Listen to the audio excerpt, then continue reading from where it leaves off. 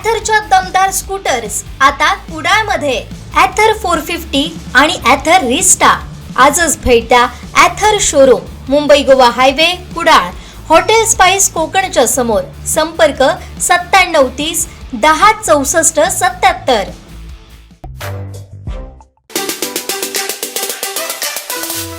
भारतीय जनता पार्टीचा जय हो। भारतीय जनता पार्टीचा जय हो। भारत आगे बढ़ो, हम तुम्हारे साथ हैं।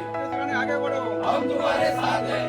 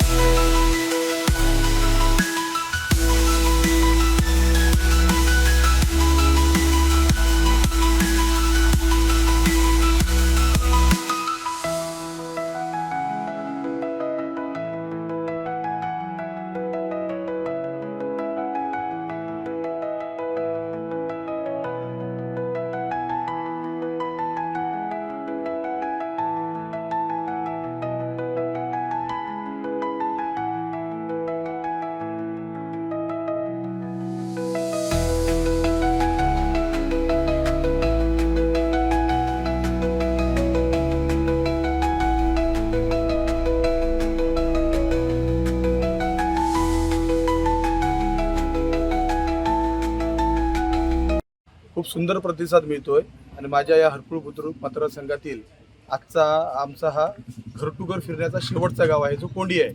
हा गाव आम्ही आज पूर्ण करतोय आणि हा गाव पूर्ण झाल्यानंतर माझ्या जिल्हा परिषद मतदारसंघातील 9 गाव मी आज घर टू घर पूर्ण केलेले आहेत आणि लोकांचा खूप चांगल्या पद्धतीने भाजपा आणि भाजपाच्या सर्व आमच्या उमेदवारांना चांगला प्रतिसाद मिळतोय. गेले 8 दिवस आपण बघतोय सतत गावागावात वाडीवर असतात. काय लोकांच्या अपेक्षा आहेत? काय लोकांच्या अपेक्षा एवढ्याच आहेत की भारतीय जनता पार्टीच्या माध्यमातून आज केंद्रात सत्ता आहे, ग्रामपंचायतची सत्ता आहे, महाराष्ट्राची सत्ता आहे.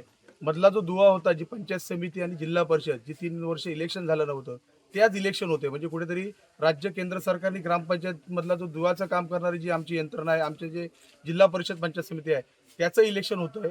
त्याच्यामुळे जी लोकांची राहिलेली किरकोळ कामं आहेत, जी वैयक्तिक लाभाच्या गोष्टी असतील त्या करण्यासाठी आम्ही त्यांना प्रत्येकाला जाऊन जागोजागी जाऊन शब्द देतोय आणि एवढीच अपेक्षा आहेत की राहिलेली त्यांची जी विकास कामे जी किरकोळ आहेत ती पूर्ण करावी. काय मतदारांना आवाहन करायला अंतिम टप्प्यात प्रचार आहे? नक्कीच आव्हान एवढंच करेन की जसं की सगळी सत्ता आज केंद्रस्थानी, केंद्रापासून ते आज ग्रामपंचायत पर्यंत ही भारतीय जनता पार्टीची आहे.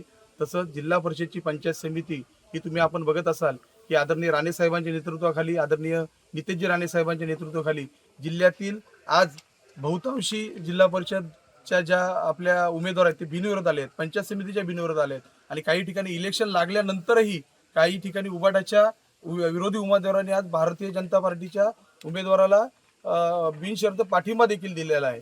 त्याच्यामुळे लोकांना एवढंच आवाहन करेन की भारतीय जनता पार्टीची सर्व आमचे जे उमेदवार आहेत आणि आम्हालाही आपण भरघोस मतांनी विजयी करा आणि आपली सेवा करण्याची संधी द्या.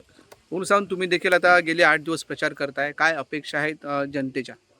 जनतेच्या अपेक्षा बघितल्या तर छोट्या मोठ्याच असतात, जे आम्ही स्थानिक स्वराज्य संस्था, जिल्हा परिषद, पंचायत समिती म्हणून सोडवण्याचा नेहमी प्रयत्न आजपर्यंत केला. मधल्या काळामध्ये 3 वर्ष निवडणुका झाल्या नसल्यामुळे लोकांचे काही प्रश्न अनुत्तरित राहिले असते.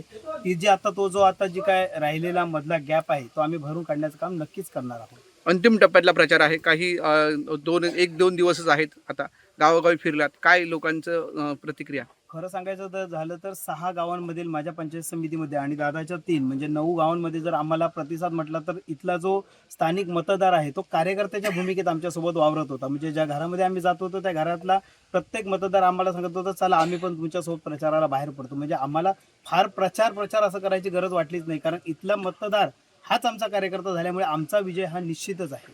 तर ह्या पंचायत समितीमध्ये एकंदरीत बघितलं तर मोठं मताधिक्य आपल्याला मिळेल अशी अपेक्षा वाटते.